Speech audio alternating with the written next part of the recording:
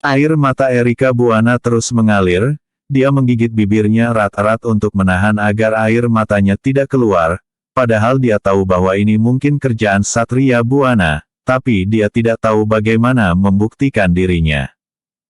Alex Gunawan berkata, "Satria, dasar brengsek. Erika, jangan bersedih lagi, serahkan masalah ini padaku." Saras Darmono yang sedang marah memelototi Alex, "Ini adalah masalah besar dalam keluarga kami, apa hubungannya denganmu? Sana cuci piring." Erika tidak tega melihat Alex membereskan meja makan tanpa bersuara, dia berdiri dan membantu Alex membereskannya bersama, "Bu. Setidaknya setengah dari pencapaian kontrak itu adalah usaha Alex. Jangan selalu meremehkannya. Aku selalu percaya bahwa masalah ini akan terungkap pada saatnya." Dapur. Melihat Alex mengenakan celemek untuk mencuci piring, Erika merasa sedikit tidak tega. "Alex, maaf atas kata-kata ibuku yang menyakitimu tadi. Kuharap kamu tidak marah padanya."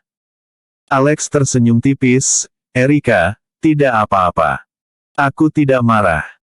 Erika berkata dengan lembut, "Kamu telah dihina selama setahun ini, apakah kamu benar-benar tidak peduli tentang itu?"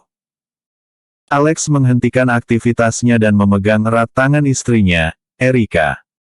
Mereka menertawakanku karena kamu terlalu sempurna, justru kamu lebih menderita karena menikahi pria tidak berguna sepertiku. Aku tidak peduli dengan perkataan orang terhadapku, aku hanya peduli pandanganmu terhadap saya." Mendengarkan pernyataan tulus Alex, air mata pun mengalir membasahi wajah cantik Erika. Setelah selesai mencuci piring, Alex mengganti pakaiannya dan bersiap untuk keluar. Erika bertanya, "Alex, mau kemana?" Alex berkata, "Aku akan mencari bajingan yang memalsukan fotomu dan Yuda Wibowo." Erika berkata, "Kita tidak memiliki petunjuk apapun, mana mungkin bisa menemukannya semudah itu.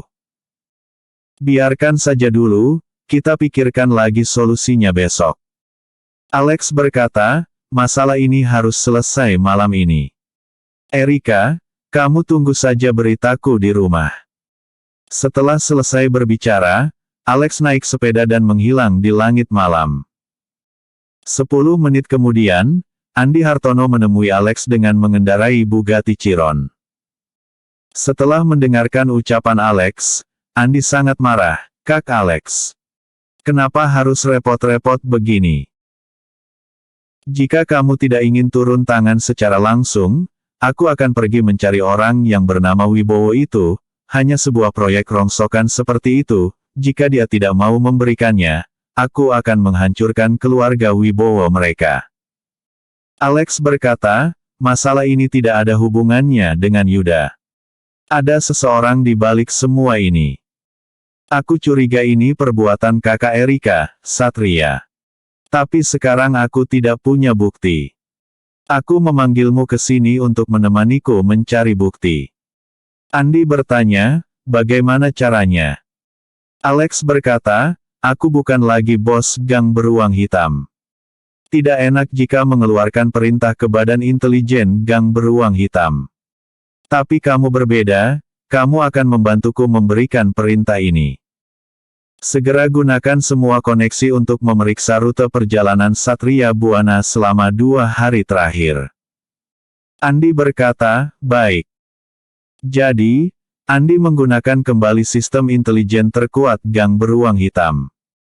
2 peretas senior berhasil menemukan rute perjalanan Satria selama 2 hari terakhir. Tidak butuh banyak waktu, sebuah peta perjalanan lengkap muncul di depan Alex. Alex memicingkan matanya, dan membagi dengan teliti. Pertama-tama mengeliminasi beberapa titik yang tidak berguna. Akhirnya, dia memfokuskan pandangan pada percetakan sinar baru. "Andi, pergi ke tempat ini untuk memeriksa situasinya." Bugatti Chiron melaju ke percetakan itu. Pemilik percetakan sinar baru beserta istrinya baru saja selesai makan malam dan akan segera tutup. Mereka tinggal di lantai 2-nya. Melihat ada tamu yang datang lagi, dan bahkan mengendarai mobil sport senilai miliaran rupiah, bos percetakan dengan cepat menyapanya, "Tuan-tuan, ada urusan apa ya?" Alex berkata, "Kami ingin memalsukan beberapa foto, apa kamu bisa melakukannya?" Bos tertegun dan berkata, "Maaf. Aku hanya bisa mencetak dokumen." Alex mengedipkan mata, lalu Andi mengeluarkan uang 21 juta dari tas. "Cepat katakan bisa atau tidak." Mata istrinya bos yang menggendong anak itu bersinar saat melihat uang sebanyak itu. "Tuan-tuan, apa yang bisa kami bantu?" Alex melirik istri bos, "Jadi, bisa." Istrinya bos itu tersenyum, "Bisa, bisa." Kemudian menoleh ke belakang, dan menatap suaminya, "Ada bisnis malah tidak mau, kamu bodoh ya." Bos itu hanya bisa tersenyum dan berkata, "Tuan-tuan, apa yang bisa aku bantu?" Alex Gunawan mengeluarkan foto Erika dan Yuda dari tasnya dan berkata, "Foto gabungan seperti ini, kamu bisa melakukannya, kan?" Bos itu ketakutan, lalu menggelengkan kepalanya dengan refleks, "Aku tidak bisa membuat foto seperti ini." Andi memelototinya, "Baru saja kamu bilang bisa, kenapa sekarang tidak bisa?" Andi mengulurkan tangannya dan mengeluarkan pedang langit, kemudian meletakkannya di leher bos itu. "Brengsek, katakan dengan jujur, bisa atau tidak?" Bos sangat ketakutan saat itu, "Kakak. Ini tidak ada hubungannya denganku. Kemarin, seseorang datang kepadaku dengan foto dua orang ini dan memintaku untuk mengedit gambar mesra. Dia memberiku 10 juta. Aku akan segera mengembalikan uang itu." Bos adalah orang pintar, dia tahu Alex dan Andi pasti sudah punya persiapan. Dia mengendarai mobil mewah senilai miliaran rupiah, sudah jelas jika statusnya jauh lebih tinggi dari Satria. Dirinya tidak perlu menyinggung miliarder hanya demi 10 juta. Bos wanita itu juga ketakutan, dia memeluk bayinya dan berlutut, "Kakak. Kita hanyalah pebisnis kecil. Tolong ampuni kami." Alex menyalakan telepon untuk merekam, "Kalau begitu katakan dengan jujur, apakah kamu sendiri yang membuat foto-foto ini?" Bos itu mengangguk berulang kali, "Itu semua salahku karena dibutakan uang. Maaf, aku minta maaf." Alex mengangguk dan berkata, "Karena kamu cukup jujur, aku tidak akan mempersulitmu hari ini.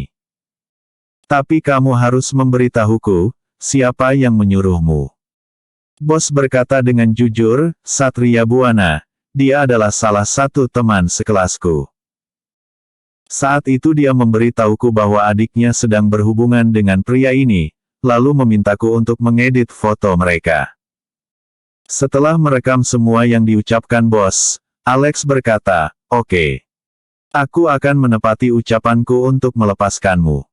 Andi, ayo pergi." Hari berikutnya. Di depan gedung perusahaan Buana Group, Satria berdiri di sana dengan setelan jas dan sepatu kulit. Rambutnya disisir rapi, dia berdiri sambil tersenyum menyambut kedatangan Presdir Wibowo. Menurut kontrak, kedua pihak akan mengadakan pertemuan bisnis hari ini.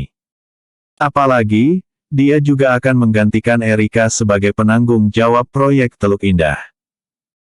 Jadi kesan pertama Yuda tentang dirinya sangatlah penting. Rizka Buana juga mengenakan pakaian profesional yang sangat cantik dan menemani Satria. "Kak, Presdir Wibowo tidak akan keberatan karena kita mengganti penanggung jawab proyeknya, kan?" Satria berkata, "Tentu saja tidak. Sejak awal General Manager Buana Group memang aku, dan statusku lebih tinggi daripada Erika. Mengganti Erika dengan diriku dapat dianggap bahwa keluarga Buana menunjukkan rasa hormatnya dan ketulusan kepada Presdir Wibowo dan kerja sama ini. Rizka, jangan khawatir tentang itu." "Kak, mobil Presdir Wibowo sudah tiba," Rizka mengingatkan. Sebuah mobil Cadillac putih melaju perlahan dan berhenti. Begitu pintu terbuka, Yuda berjalan keluar. Satria bergegas mendekat, tersenyum sambil membungkuk, "Halo, Presdir Wibowo, nama saya Satria Buana, saya adalah General Manager Buana Group." Yuda mengangguk sedikit, kemudian Satria mempersilakannya, "Presdir Wibowo, silakan masuk." Yuda melangkah masuk ke pintu perusahaan Buana Group, terlihat Lasmi Buana menyambut dengan senyuman di pintu ruang rapat. Setelah duduk, Yuda bertanya, "Mengapa aku tidak melihat Nona Erika?"